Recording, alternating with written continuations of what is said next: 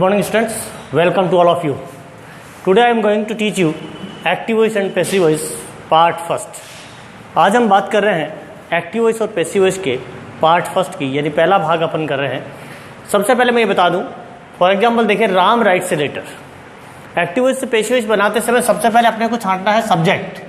जैसे राम यहाँ पर क्या है, सब्जेक्ट, और राइट्स क्या होगी यहाँ पर, वर्ब, और ए लेटर क्या हो गया, ऑब्जेक्ट.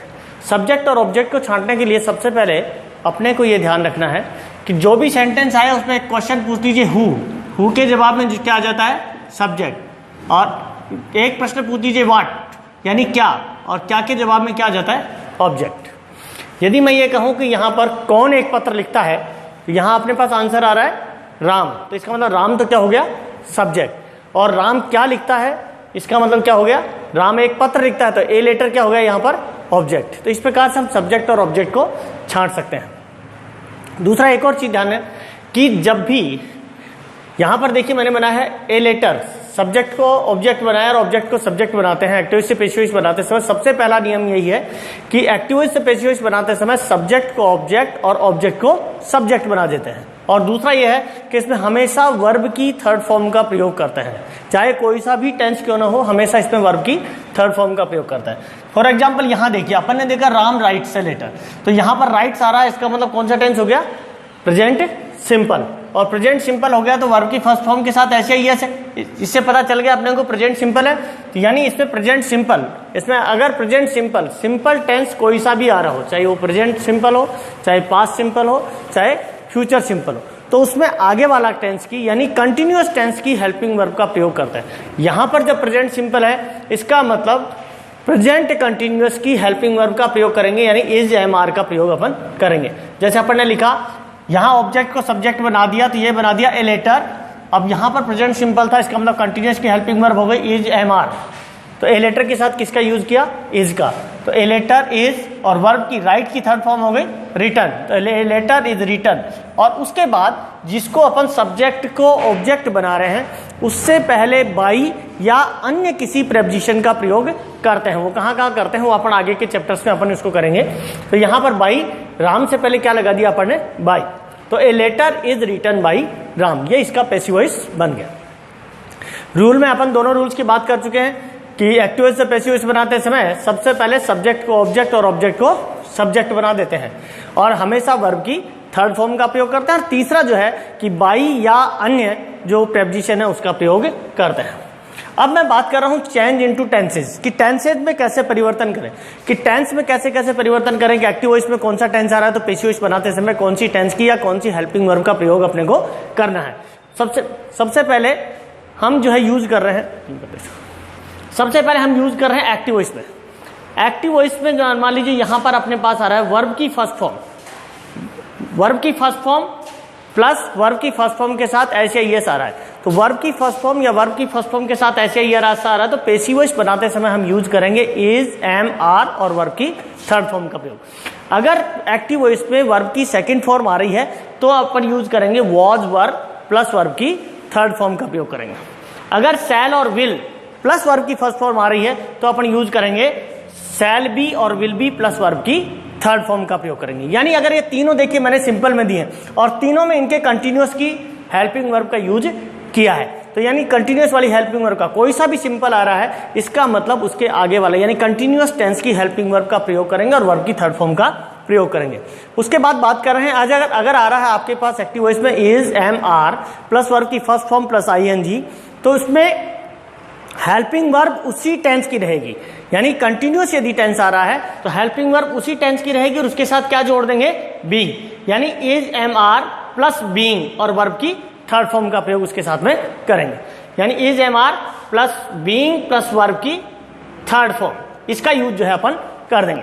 इसी प्रकार से वाज वर्ब प्लस वर्ब की फर्स्ट फॉर्म के साथ आईएनजी आ रहा है, तो was verb plus being plus verb की थर्ड फॉर्म का प्रयोग यानी अपन करेंगे. यानी ये जो कंटिन्यूअस है, प्रेजेंट कंटिन्यूअस या पास्ट कंटिन्यूअस, तो उसमें हेल्पिंग वर्ब उसी टेंस की प्रयोग करेंगे, और उसके साथ जोड़ेंगे क्या, बीइंग जोड़ देंगे. यानी कंटिन्यूअस में किसका यूज करेंगे, बीइंग प्लस वर्ब की थर्ड फॉर्म का प्रयोग करेंगे.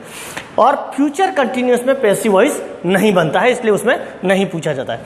फिर मैं बात कर रहा हूं हैज, हैव प्लस वर्ब की थर्ड फॉर्म अगर एक्टिव वॉइस में आ रही है, तो उसमें पैसिव वॉइस बनाते समय आप यूज करेंगे हैज, हैव प्लस उसके साथ क्या लगाएंगे, बीन। इसी प्रकार से और प्लस वर्ब की थर्ड फॉर्म उसके बाद, क्योंकि वर्ब की थर्ड फॉर्म हमेशा पैसिव वॉइस में यूज होती है। अगर आपके पास आता है हैड प्लस वर्ब की थर्ड फॉर्म तो उसमें लगा देंगे हैड बीन प्लस वर्ब की थर्ड फॉर्म। यानी मैंने देखिए, अगर आपके पास आता है शैल हैव और विल हैव प्लस वर्ब की थर्ड फॉर्म आ रहा है तो अपन लगाएंगे शैल हैव और will have plus been plus verb की थर्ड फॉर्म। यहां पर भी मान लीजिए आपके पास वर्ब की थर्ड फॉर्म आ रही, तो इसमें देखिए ये तीनों टेंस मैंने दिए हैं परफेक्ट टेंस के। यानी परफेक्ट टेंस अगर एक्टिव वॉइस में यूज हो रहा है तो पैसिव वॉइस बनाते समय जो परफेक्ट टेंस की हेल्पिंग वर्ब है, चाहे वो हैज, हैव, हैड और शैल हैव या विल हैव, तो उसके साथ परफेक्ट टेंस में आप लगाएंगे बीन, BEEN, और कंटिन्यूअस में लगाएंगे BEING, बीइंग। ये ध्यान रखने की चीज है। परफेक्ट में तीनों में हो गया। उसके बाद कोई सा भी अगर मॉडल्स आता है, कैन है, कुड है, मे है, माइट है, इस तरह से कोई सा भी आ रहा है, मॉडल्स आ रहा है, तो उसके साथ क्या जोड़ेंगे, बी जोड़ेंगे और वर्ब की थर्ड फॉर्म का प्रयोग करते हैं। इस प्रकार से इनका एक्टिव वॉइस से पैसिव वॉइस बनाते समय टेंस में चेंज अपने को करना है। Present perfect continuous, past perfect continuous और फ्यूचर परफेक्ट कंटिन्यूअस में पैसिव वॉइस नहीं बनता है और फ्यूचर कंटिन्यूअस में भी पैसिव वॉइस नहीं बनता है। अब मैं थोड़े प्रोनाउंस की बात करते हैं कि उनको अगर सब्जेक्ट को क्या ऑब्जेक्ट अपन बनाएंगे।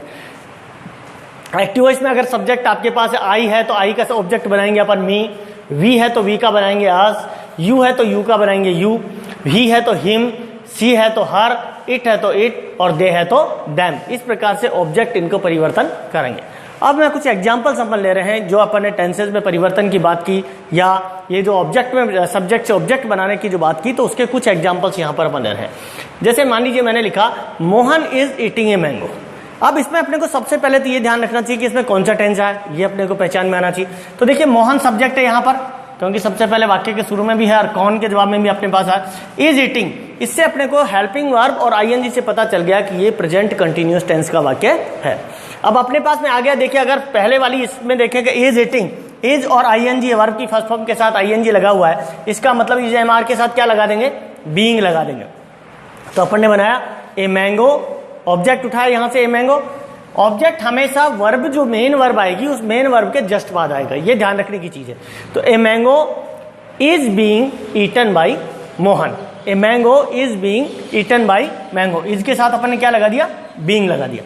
इसी प्रकार से Ram was teaching me, Ram जो है मुझे पढ़ा रहा था, तो राम वॉज टीचिंग मी, यहाँ टेंस देखिए वॉज टीचिंग, इसका मतलब हो गया पास्ट कंटिन्यूअस। और पास्ट कंटिन्यूअस हो गया तो मैंने पहले भी कहा है कि कंटिन्यूअस यदि कोई सा भी है तो उसमें क्या लगाएंगे अपन, बीइंग लगाएंगे। तो अपन ने देखिए यहां पर क्या लगा दिया, मी। सबसे पहले तो मी का सब्जेक्ट बनाएंगे। अब मी, आप मी का मी नहीं लिखेंगे यहाँ, बल्कि मी का सब्जेक्ट। यहां पर मी अपने पास ऑब्जेक्ट था, इसका सब्जेक्ट बनाना पड़ेगा, तो सब्जेक्ट क्या हो गया, आई। तो मी का सब्जेक्ट अपने पास क्या हो गया, आई। तो आई के साथ में वॉज वर्ब, उसमें से क्या लग जाएगा, वॉज। तो आई वॉज बीइंग, और टीच की थर्ड फॉर्म हो गई taught, I was being taught by Ram.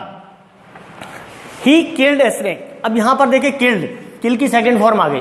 Second form आ गई तो सेकंड फॉर्म किसमें यूज करते हैं, पास्ट सिंपल में या पास्ट इंडेफिनिट में। तो पास्ट इंडेफिनिट या सिंपल यदि आ रहा है तो इसके पास्ट कंटिन्यूअस की हेल्पिंग वर्ब का यूज करेंगे, यानी वॉज और वर का यूज करेंगे।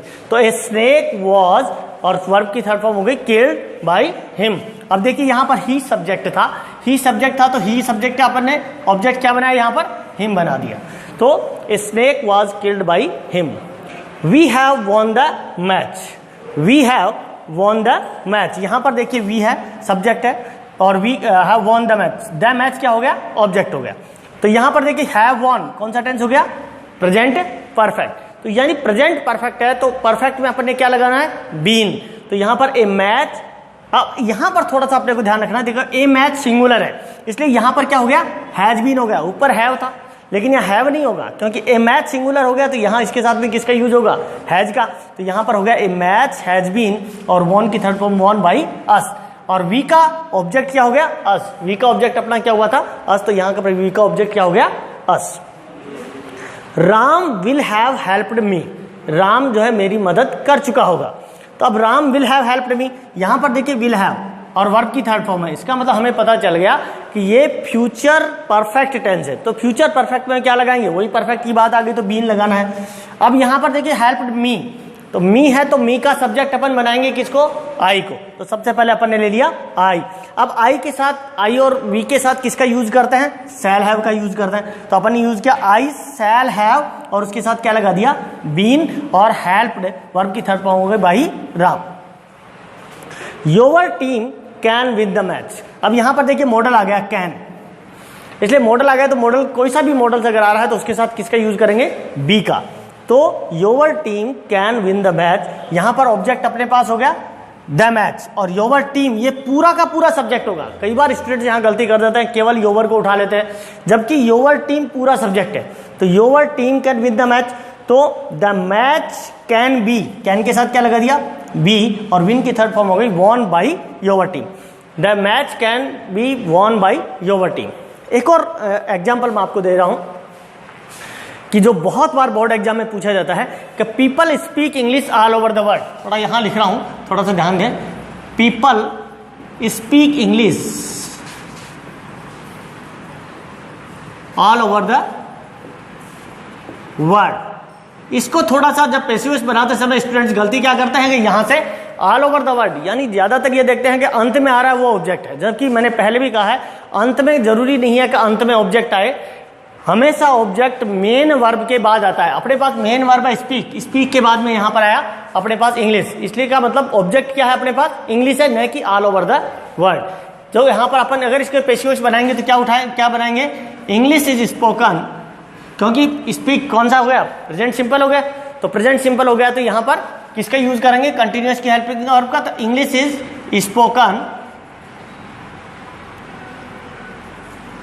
Bye all over the world by the people, all over the world by the people, या बाय पीपल लिखने की आवश्यकता नहीं है, क्योंकि बाय पीपल शब्द जो है अनइम्पोर्टेंट सब्जेक्ट की अभी बात करेंगे उसके बाद में, तो अनइम्पोर्टेंट सब्जेक्ट में आ जाता है, इसको इसलिए इसको लिखने की आवश्यकता नहीं पड़ती है।